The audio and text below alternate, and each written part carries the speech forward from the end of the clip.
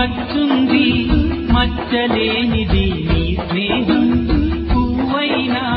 వాడుతుంది వాడిపోనిది నీ బంధం తెల్ల పంచక